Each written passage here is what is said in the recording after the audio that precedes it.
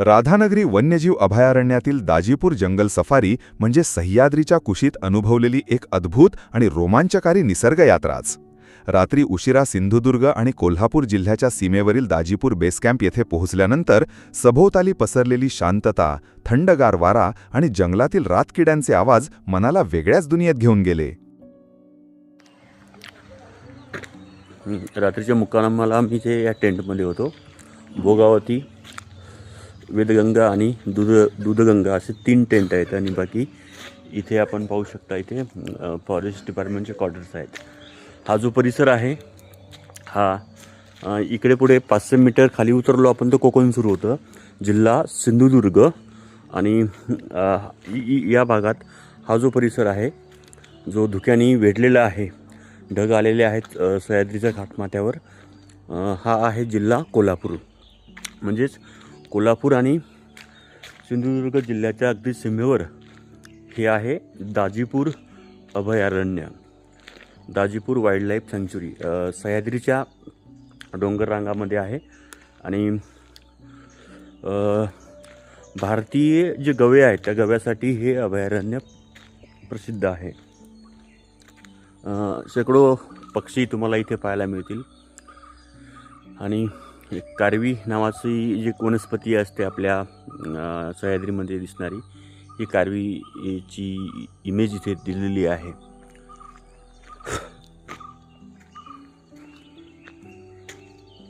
पहाटे धुक्याने वेढलेल्या वातावरणात सफारीला सुरुवात झाली आणि सह्याद्रीच्या या घनदाट पर्जन्यवनाचे एक वेगळेच रूप अनुभवायला मिळाले. मे महिन्याच्या पडक उन्हाळ्यात महाराष्ट्रातील अनेक भाग तापलेले असताना दाजीपूरमध्ये मात्र हिवाळ्याची अनुभूती येत होती. समुद्र सपाटीपासून उंचावर वसलेल्या या जंगलात पश्चिमेकडून येणारे थंड वारे वातावरण अधिक आल्हाददायक बनवत होते.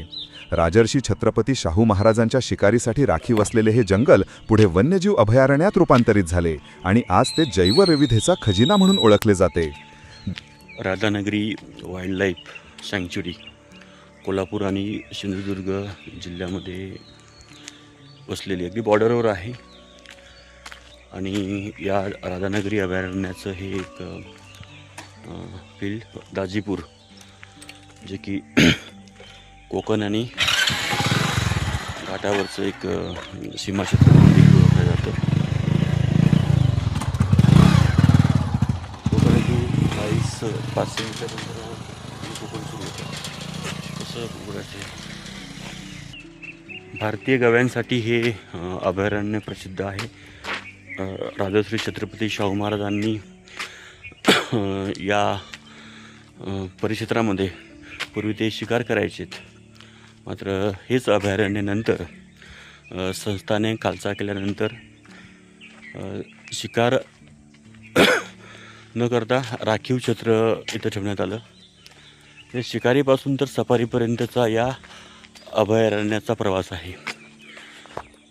तिकडे सह्याद्रीच्या पर्वतरांगामध्ये ढग आलेले आहेत आणि पाऊस कधी पण येऊ शकतो. रात्री पण थोडेसे शिंतोडे इथे झालेले आहेत. इथे आमचं स्टेईंग आहे आणि इथे 2 टेंट बघा. आहे टेंट म्हटल्यापेक्षा एक घरच झोपडीसारखे, पण अगदी निसर्गाच्या सानिध्यात राहण्याचा भास इथे आला होता.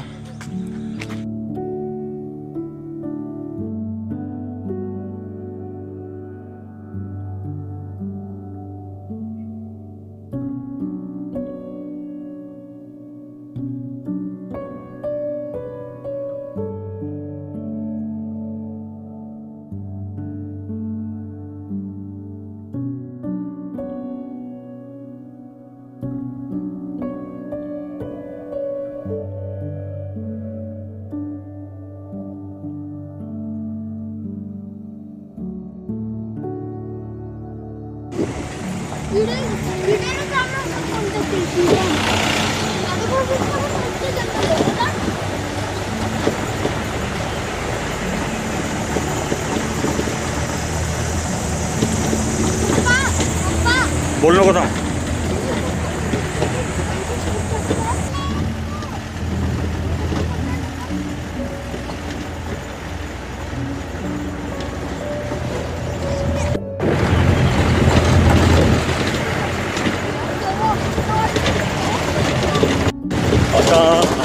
आपल्या दाजीपूर जंगल सफारीमधला पहिला पॉईंट ठक्याचा वाडा. एक धनगर होते आणि त्यांचा हा वाडा. तरी आपण आपले गाईड जे आहेत दादा त्यांना विचारूयात की ठक्याचा वाडा नेमकं का प्रसिद्ध आहे. पावसाची तयारी झालेली आहे ऑलमोस्ट. सह्याद्रीच्या घाटमाथ्यावरती पाऊस लवकर येतो कारण की मान्सूनचं आगमन कोकण किनारपट्टीवर लवकर होत असल्यानं या घाटमाथ्यावर देखील पावसाचं वातावरण तयार होतं. त्यामुळे आज रोजी 15 मेलाच सह्याद्रीमध्ये पावसाचं वातावरण तयार झालेलं आहे. ढग दाटून आलेले आहेत. म्हणजे उन्हाळा वाटतच नाही इकडं.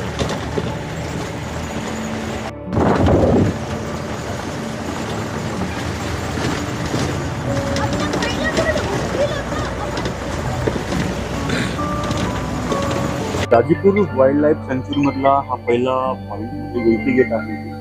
तर ठक्याचा वाडा नावाचं हे एंट्री गेट सुरू होतं आणि साधारणतः 3 ते 4 किलोमीटरचा चढ चढून आम्ही वरती आलो.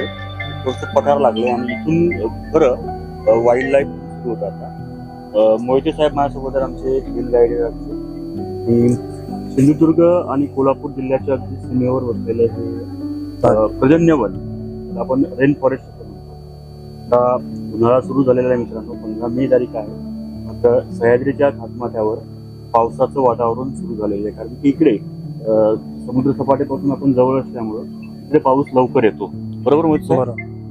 तर त्याला आज गव्यासाठी हे अभयारण्य पायसन त्याला म्हणतो आपण. गौर देखील म्हणतो, इंडियन गौर. जे आपल्या मेळघाटामध्ये किंवा ताडोबामध्ये भरपूर आहेत. त्यानंतर लेपर्ड देखील आहेत.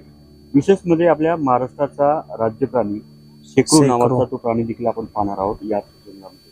तर मोहिते साहेब आज आपले टूर गाईड आहेत. तर जाऊयात राधानगरी अभयारण्याच्या या दाजीपूर वनक्षेत्रामध्ये. आमचा जो मुक्काम आहे तो वन विभागाचे खाली टेंट्स आहेत, काही बांबूच्या खोल्या देखील आहेत. तिथे आम्ही राहिलेलो आहे दाजीपूर या गावात, म्हणजे या डोंगराच्या पायथ्याशी. मात्र इथे देखील राहण्याची चांगली निसर्गानुरूप व्यवस्था आहे. कशी व्यवस्था आहे दादा? इथे वन विभागने ठक्याचा वाडा या ठिकाणी आपल्यासाठी 7 टेंट बुक केलेले आहेत, अवेलेबल करून दिलेले आहेत. याचं भाडं 1500 रुपये 2 व्यक्ती मागे. एक्स्ट्रा पर्सन असेल तर 300 रुपये. एका टेंटला जास्तीत जास्त 4 लोक राहू शकतात. जेवणाची सर्व सुविधा आहे.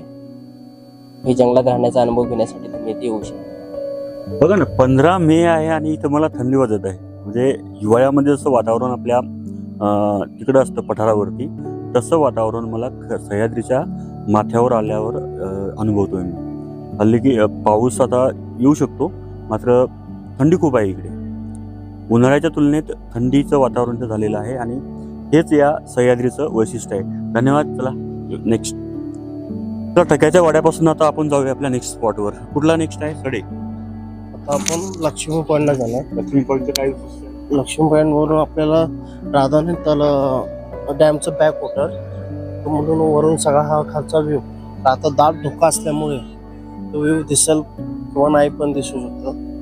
ऊन पडल्यावर एकदम क्लिअर दिसतं. राधानगरी डॅमचं जे बॅक वॉटर आहे किंवा धरण आहे त्याची भिंत दिसते. परत आपण हा एरिया आहे तिथं उभा आहे ठक्याच्या वाड्यावर, तो एरियावरून लक्ष्मी पॉईंटवरून दिसू शकतो. हा तिकडून पूर्ण असा राऊंडला दिसतो. तर आता कसं आहे,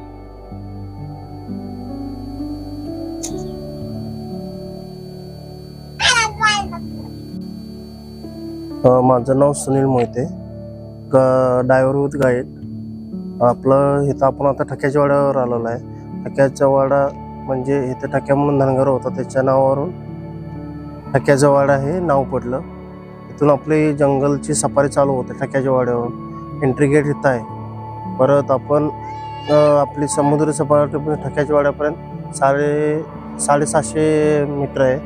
आणि इथून जंगल सफारी आपली जंगल दाजीपूरचे गव्यासाठी फेमस आहे. त्यामध्ये परत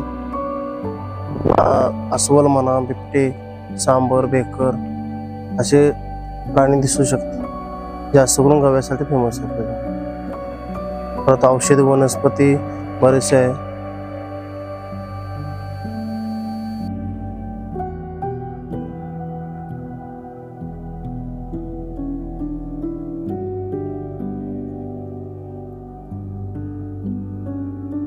आजीपूर बेस कॅम्पपासून घाट चढत ठक्याचा वाडा परिसरात पोहोचल्यानंतर प्रत्यक्ष जंगल सफारीला सुरुवात झाली.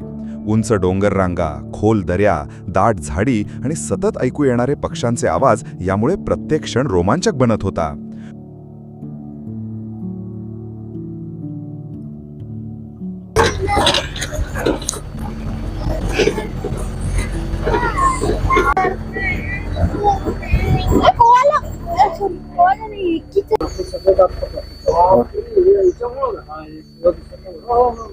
टच केलं तरी पण का हा सेंट म्हणतो का?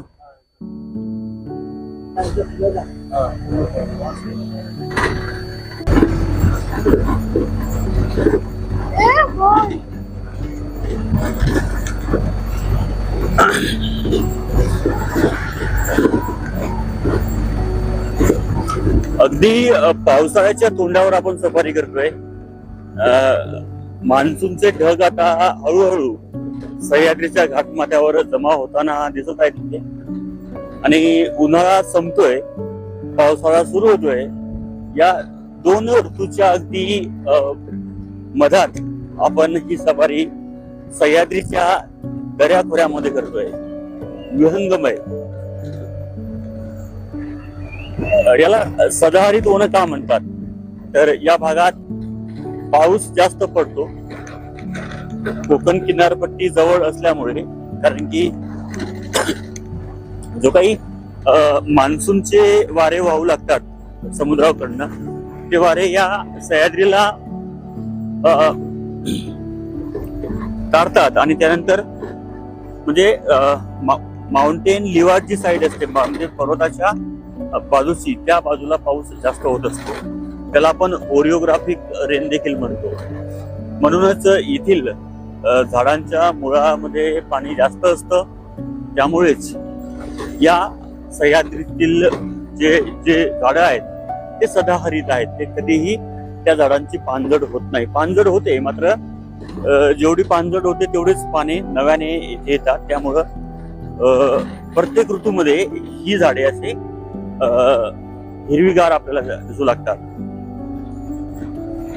सेंट म्हणतो का?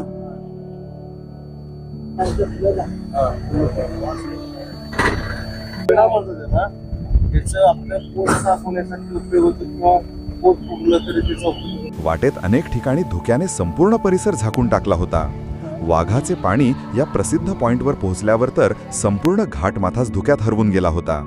जंगलातील शांततेत अचानक समोर दिसलेले दोन भव्य भारतीय गवे हा सफारीतील सर्वात थरारक क्षण ठरला. काही वेळ ते शांत बसून आमच्याकडे पाहत होते, तर नंतर त्यांनी केलेली हालचाल आणि जंगलातील त्यांची रुबाबदार चाल पाहून अंगावर रोमांच उभे राहिले.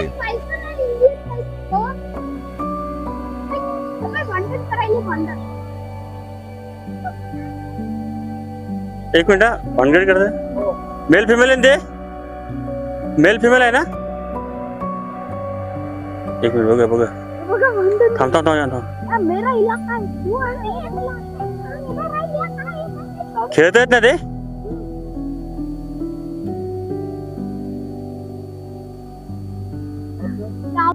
दाजीपूर पासून आपण सुरुवात केली आणि जो काही डोंगर आपल्याला पायथ्यापासून दिसत होता त्याच डोंगराचा हा माथा आहे. अजून थोडसा बाकी आहे. 850 मीटर, मीटर की फूट मीटर. त्यानंतर ही एक यांची दुसरी सफारी झाली. आणि या पॉइंटची विशेषता काय मग? आपल्याला प्राधान्य डॅमचं बॅक वॉटर आणि जे आपण जे तिकीट काढतो आता दुखत असल्यामुळे थोडस त्याला प्रॉब्लेम होईल.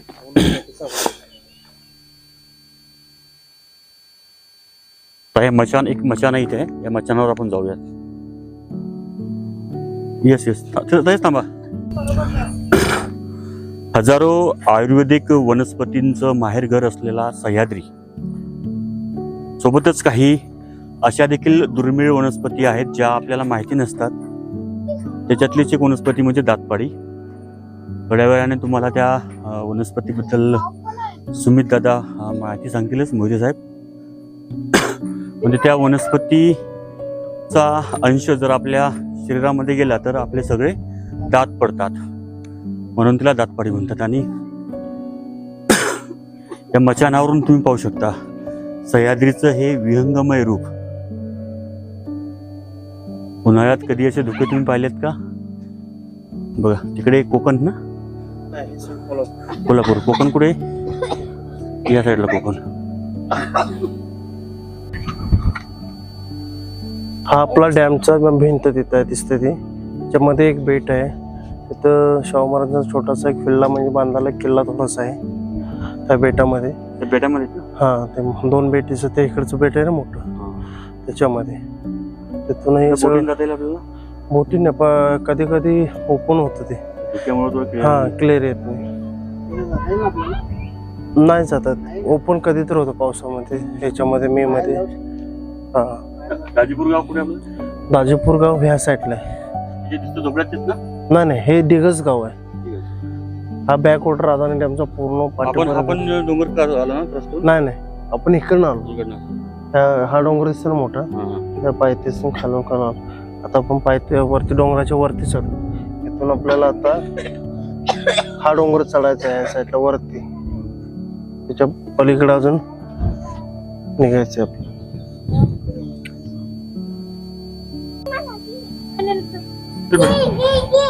हे घे नाही. बरेचसे फळ आपल्याला माहित नाही पडतो.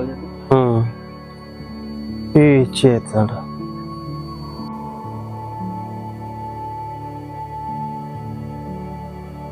नरक्या वनस्पती अमृता म्हणतात त्याला. हा, त्याचं घाण ओसाडल्यामुळे त्याला नरक्या वनस्पती. घाणेरी दुसरी असते ना? आणि घाणेरी वेगळी, याचा वास लय डेंजर फुलतो ना, एकदम असं बापूचं एकदम कुचकट वास येतो, म्हणून त्याला नरक्या नाव. राधानगरी अभयारण्य ही जी जागा आहे किंवा ही जी जंगल आहे, हे राजश्री छत्रपती शाहू महाराजांची त्या काळातली शिकार करण्याचं एक क्षेत्र होतं. आणि मी सध्या ज्या डोंगर माथ्यावर आहे तो सह्याद्रीचा डोंगर माथा वाघाचे पाणी म्हणून प्रसिद्ध आहे. का वाघाचे पाणी याला म्हणतात? मोहिते साहेब मला सांगतील. वाघाचे पाणी का म्हणतात या जागेला? आपण आता इथं वाघाच्या पाणी म्हणजे शाहू महाराजांनी इथे पूर्वी वाघ मारला, त्याच्यामुळे इथं वाघाचे पाणी म्हणून नाव देण्यात आलं. आता आपण सरासरी 950 मीटरच्या हाईटवर उभा आहे, त्याच्यामुळे इथून समुद्र सपाटीवर. समुद्र सपाटी तिथून आपल्याला खालचं कोकणचा पूर्ण सिंधुदुर्ग जिल्ह्याचा बराचसा भाग इथून दिसतो. आणि हे जे वातावरण आता इथे झालं धोक्याचं, हे असं नेहमी असतं का? हे आता कसं पावसाचे दिवस चालू होणार त्याचे आपले संकेत मान्सूनची आहेत, तयारी चालू आहे आता. म्हणजे आता 15 दिवस चालू झाला की 31 तारखेपर्यंत पावसाला सुरुवात होईल इथे. असं आपल्या एरियामध्ये आहे. तिथं आपल्याला नरक्या वनस्पती वगैरे असे म्हणजे बरेचसे औषधी वनस्पती ह्या पट्ट्यामध्ये सापडतात. इथून आपल्याला आता सावराई सडा, कोकण दर्शन असे 2 पॉईंट अजून आहेत. तिथून शेकडो दर्शन वगैरे होऊ शकतं. शेकडो महाराष्ट्राचा राज्य प्राणी राज्यप्राणी शेकडो दर्शन. पाण्याचा आमचा मानस आहे, तो दाखवायचा आहे. कारण की वाघ, बिबट्या, चितळ, सांबर, स्पॉटेड डिअर किंवा मग आपले गवे नेहमीच दिसतात आपल्याला. शेकडो हा राज्य प्राणी खूप दुर्मिळ आहे. तर सह्याद्रीच्या डोंगरामध्ये तो दिसतो आणि तोच शेकडो प्राणी आज आम्ही पाहण्याचा प्रयत्न करणार आहोत उघड्या डोळ्यांनी आणि कॅमेऱ्याच्या फ्रेममध्ये. तर चला, थँक्यू मोहिते साहेब. वेलकम.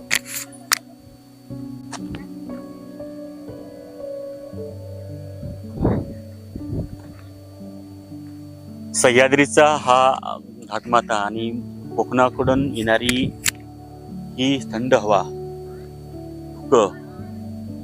म्हणजे सह्याद्रीने मान्सूनची तयारी केलेली आहे. मान्सूनच्या पूर्वीची ही शांतता. ओरिओग्राफिक रेन हा सर्वात आधी कोकण किनारपट्टीवर दाखल होतो. म्हणजे ओरिओग्राफिक याला का म्हणतात? कारण की बघा, मान्सून ज्यावेळेस अंदमान निकोबार मधून आपल्या केरळच्या किनारपट्टीकडे येतो आणि नंतर तो इकडे पुढे कोकणात शिरतो. कारण की सर्वात आधी पाऊस हा केरळमध्ये म्हणजे अंदमान निकोबारच्या समुद्रामध्ये एक दाब तयार होऊन तो पाऊस केरळकडे येतो आणि नंतर केरळला वळसा घालून तो पुन्हा आपल्या महाराष्ट्रात दाखल होतो इकडे कोकणामध्ये. तर कोकणात सर्वात जास्त पाऊस का होतो? तर मान्सून जो असतो तो मान्सूनची जी हवा असते ती सगळ्यात जास्त त्यामध्ये मॉइश्चर असते आणि ती मॉइश्चरयुक्त हवा ज्यावेळेस सह्याद्रीच्या या पर्वतांना अडवली जाते त्यावेळेस सह्याद्रीच्या या बाजूला जास्त पाऊस होतो कोकण किनारपट्टीच्या, आणि उरला सुरला जो काही मॉइश्चर आहे तो पुढे महाराष्ट्रामध्ये जातो. म्हणजे हा जो काही मान्सूनची हवा असते ही हवा जवळपास ही 2 महिने ही प्रवास करते आणि त्यानंतर सगळ्यात शेवटी ही हवा जाते आपल्या राजस्थानला. म्हणूनच राजस्थानला सरासरी 15 ते 20 सेंटीमीटरचा पाऊस होतो. म्हणूनच तिथे काय आहे पावसाचं प्रमाण नगण्य आहे आणि म्हणूनच त्या भागात डेझर्ट आहे. सह्याद्रीमध्ये जास्त पाऊस होतो म्हणून येथील वनसंपदा सदा हरित आहे. तर असा हा पावसाचा प्रवास मान्सूनचा म्हणजे तो अंदमान निकोबार मध्ये चालू होऊन केरळमध्ये येतो, पुन्हा कोकण किनारपट्टी सह्याद्रीच्या पलीकडचा भाग झोडपून काढतो. उरली सुरली मान्सूनची हवा नंतर ती आपल्या मराठवाड्यामध्ये विदर्भामध्ये येते आणि तिकडे आपल्या भागात मध्यम स्वरूपाचा पाऊस होतो. म्हणजे हा पावसाचा एक प्रवास असतो. ठीक आहे. परत एक मचान, परत एक व्ह्यू पॉइंट इथे वाघाचे पाणी जाण्याचा प्रयत्न करूयात या मचानावरती. आणि जर कोकण दर्शन झालं इथनं तर खरे आपण नशीबवान. मात्र 15 मेच्या उन्हाळ्याच्या या दिवशी देखील धुकं इथे आलेलं आहे, त्यामुळं नॉट पॉसिबल. ए रुपाली,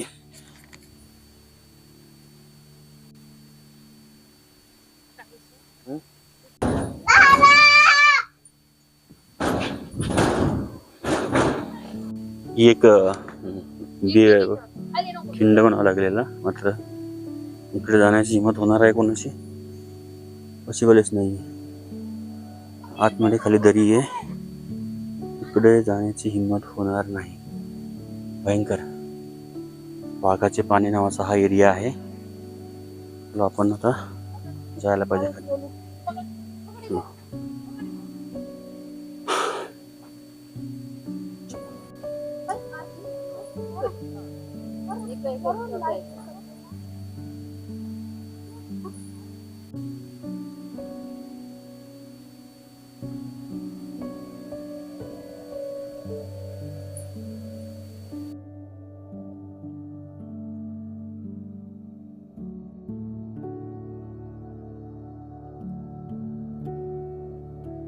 पुढे कोकण पॉइंटवरून दूरवर राधानगरी धरण, कोकणातील हिरवीगार गावे आणि वळणावळणाचे घाटमार्ग दिसत होते. याच ठिकाणी झाडांच्या फांद्यांवर बसलेल्या धनेश अर्थात हॉर्नबिल पक्षी कॅमेऱ्यात टिपण्याचा योग आला. महाराष्ट्राचा राज्य प्राणी असलेला शेकरू देखील काही क्षणांसाठी दर्शन देऊन उंच झाडांमध्ये अदृश्य झाला. जंगलात सांबर, हरिण आणि विविध तृणभक्षी प्राण्यांचा मुक्त वावर असल्याचे अनेक ठिकाणी जाणवत होते.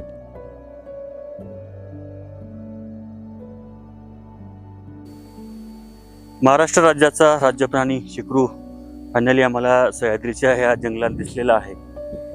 ज्याचं दर्शन घेण्याची आतुरता होती त्याचं दर्शन फायनली आज या झालेलं आहे. दाजीपूरच्या अभयारण्यामध्ये आता कोकण दर्शन व्ह्यू पॉइंट इथे आहे. इथून बहुतांश कोकणचं दर्शन आपल्याला घेता येतं. या मोहिते साहेब इकडे.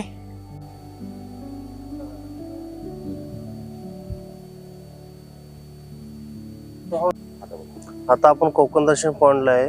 इथून आपल्याला बरेचसे कोकणचे म्हणजे वैभवडी तालुका, शिराळा, परत गगनबावडा हे सर्व स्पॉट इथून दिसतात. परत सह्याद्री पर्वतरांगा, त्याच्यामध्ये खाली पूर्ण हा भाग आहे तो पाट्याचा डंग. तिथे सूर्याची किरण पण पडत नाही एवढं घनदाट जंगल आहे. उंच झाडे. संध्याकाळी 4 वाजले तरी रात्र झाल्यासारखं वाटतं त्या जंगलामध्ये. दुपारी 12 वाजता संध्याकाळी 4 वाजल्यासारखं वाटतं. त्याच्यामध्ये वाघाचं अस्तित्व, परत डोंगरी गणेश असे बरेचसे पक्षी प्राणी त्याच्यामध्ये वावरतात.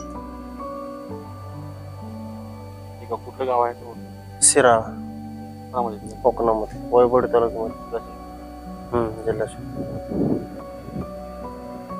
हे मसाल्याचं पान, तमालपत्री, ते लाल दिसतं ना पानं. हा ते सावराईचा सडा, या टेबल लँडवर उमललेली रंगीबेरंगी उन्हाळी रानफुले आणि लालसर बॉक्साईट खडक निसर्गाचे वेगळेच सौंदर्य दाखवत होते.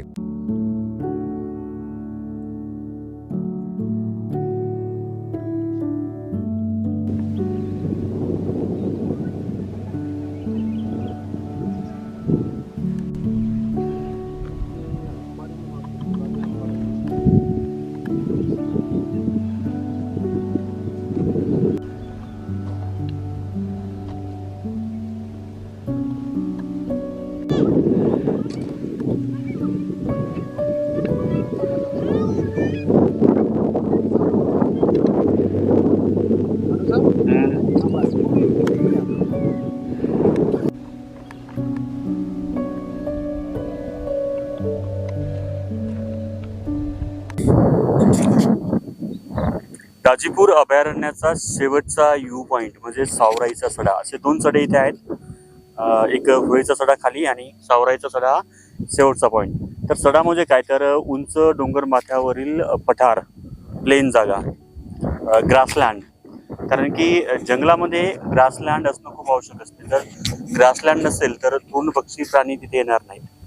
जर तृणभक्षी प्राणी नसणार तर मग त्याच्यावर अवलंबून असणारे जे प्राणी असतात, बिबट किंवा मग वाघ, ते असणार नाहीत. म्हणून सड्यांचं महत्त्व खूप आहे. विविध पानफुले इथे आहेत, मारानावर उमलणारी. पावसाळ्यामध्ये तर इथे फुलं खूप असतात आणि उन्हाळ्यामध्ये देखील अनेक फुलं इथे आम्ही पाहिलेली आहेत, रंगीबिरंगी. मोहिते दादा माझ्यासोबत आहेत. सावराईच्या सड्याबद्दल काय सांगाल? सावराईचा सडा म्हणजे आपला सडा म्हणजे माळरान. इथे कसं आहे, सावराईची झाडं असल्यामुळे इथं सावराई सडा हे नाव पडलं. त्याच्यामध्ये आता हे 7 ते 7 किलोमीटरचं माळपड एरिया आहे पूर्ण. ते करत आहे 7 ते 7 किलोमीटरचा एरिया आहे. 7 किलोमीटरचा पूर्ण पूर्ण राऊंड एरिया आहे. त्याच्या समुद्री सपाट पण 1200 मीटरची हाईट आहे याची. इथं आपल्याला आत्ता सध्याला सरांना मी स्पायडर लिली, गुलाबी माळफुले अशी 2-3 झाडं दाखवले, फुलं दाखवले. पावसाळ्यामध्ये तर मग जसं आपलं कास पठारावर जे फुलतात फुले हा, सप्टेंबर ऑगस्टच्या दरम्यान, तसंच काही असतं का इथे पावसाळ्यामध्ये? तशी फुलं असतात पिवळी वगैरे, अशी हरण अशी फुलं बरीचशी असतात इथे. दिसायला सुंदर दिसतं, कारण इथे रॉक असल्यामुळे जास्त वेळ बरोबर. टिकत नाही. हे जे रॉक आहे खडक, याच्याबद्दल काय सांगाल? Bauxite हा वगैरे? रॉक म्हणजे इथे बॉक्साईड आहे सर्व. आता ही फॉरेस्ट एरिया असल्यामुळे सेफ राहिले, Mining. नाही तर मायनिंग केलं असतं लोकांनी. च्या पाठीमागच्या त्यासाठी एक डोंगर आहे, तिथं मायनिंग मायनिंग चालू आहे. आता सध्याला बंद केले, तो प्रोटेक्टेड नाही. नाही. तो दुर्ग मांदवड म्हणून मायनिंगचा एरिया आहे, त्याच्या लागूनच हा सावराई सडाचं आहे. राखीव असल्यामुळे राखीव, हा फॉरेस्ट राखीव असल्यामुळे ह्याला मायनिंग झालेलं नाही. तर हा शेवटचा पॉईंट आहे आमच्या महाराष्ट्राचा राज्य प्राणी शिकू देखील आम्ही पाहिला. आता आम्ही रिटर्न जातोय पुन्हा एकदा पायथ्याशी. बघूयात कोणते प्राणी दिसतात. मात्र दाजीपूर अभयारण्यातील ही जी सफारी आहे, मी तुम्हाला सांगू शकतो, तुम्ही महाबळेश्वरला जाता, माथेरानला जाता, थंडाव्याच्या ठिकाणी, मात्र या 1200 मीटर उंच हाईटवर हवा थंड आहे. म्हणजे दुपारच्या सकाळचे 10 वाजत आहेत. उन्हाळ्याचा दिवस आहे, 15 मेचा दिवस आहे, तरी देखील बघा ना, गरमी बिलकुल नाही, चिल्ड आहे एकदम. असं टेम्परेचर जर म्हटलं तर 22 ते 23च्या दरम्यान 23 टेम्परेचर सुद्धा आहे.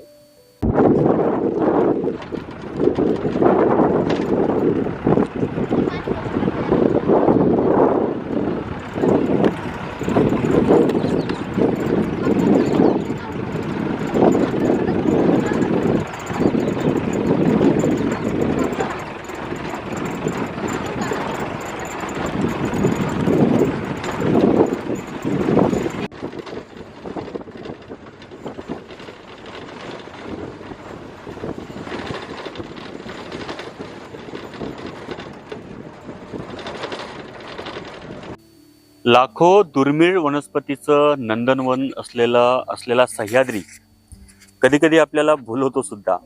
बऱ्याच वेळा आपण वन भरभंती करत असताना काही फळं खातो, काही शेंगांना हात लावतो, काही पानांना आपण टच करतो. मात्र बऱ्याचशा गोष्टी आपण केल्या नाही पाहिजे, कारण की ज्या गोष्टीची आपल्याला माहिती नसते ती गोष्ट आपण केली नाही पाहिजे. म्हणूनच वन गाईड नेहमी आपल्यासोबत असायला पाहिजे. एक वनस्पतीबद्दल तुम्हाला मी सांगते, जे काही फुलं तुम्हाला दिसत आहेत इथे, आता हे सुकलेले फुलं आहेत सध्या, दातपाडी याला म्हणतात. तर दात असं म्हणतात की या वनस्पतीचा रस जर आपण चुकून प्राशन केला किंवा आपल्या तोंडामध्ये ते रस आला तर दात खराब करण्याचं काम ही वनस्पती करते. मोहिते साहेब माझ्यासोबत आहेत. पहिल्यांदा कसं माहीत झालं की ही दात पडतात म्हणून? आम्ही ह्या वनस्पतीला रामबेडा म्हणतो. रामबेडा म्हणतो. नंतर जसे अभ्यास करणारे ज्यावेळी जंगलात आले, त्याने आम्हाला माहिती सांगितली गायडिंग कसं करायचं. त्यावेळेला आम्हाला त्याने वनस्पती दाखवली किंवा ही अशी अशी वनस्पती आहे. आम्ही म्हटलं मग ठीक आहे, ही दात म्हणजे रामबेडा म्हणतो आम्ही याला. नंतर त्याने सांगितलं की हे वनस्पती रस जर आपल्या दाताला लागला तर ह्याच्याकडून दात पडतात, त्याच्यामुळे ह्याच्या वनस्पती नाव दातपाडी असं ठेवण्यात आलं. जनावर पण याला खात नाही का? जनावर वगैरे काय खात नाही. त्याचा जर रस आपल्या बॅक साईडला पाठीमागे लागला तरी त्याला सूज येते, 12 तास सूज राहते आपल्याला. असे ते वनस्पती आहे. म्हणून जंगल भटकंती करत असताना ज्या गोष्टी आपल्याला माहीत नाहीत त्याच्या फांद्यात पडू नये, त्याला टच करू नये, कुठलंही फळ खाऊ नये. कारण की प्रत्येकच रानफळ खाण्यासारखं नसतं. मात्र जे वन गाईड असतात त्यांचं मार्गदर्शन घेऊन तुम्ही ती गोष्ट करू शकता, खाऊ शकता, टच करू शकता. मात्र अशा गोष्टीपासून आपण सावध राहिलं पाहिजे. थँक्यू. रान जांभूळ आहे. चल कर. आता बघा हे रान जांभूळ आता पावसाळ्याच्या अगदी तोंडावर असे जांभूळ पिकतात. मोठमोठी साईज असते. मात्र हे जांभूळ जे छोटं आहे आणि सह्याद्रीच्या जंगलातील आहे. मी बघतो जरा खाऊन. गोड आहे. बिड्याची बी थोडस कठोर असल्यामुळं कमी आहे, पण गोड आहे.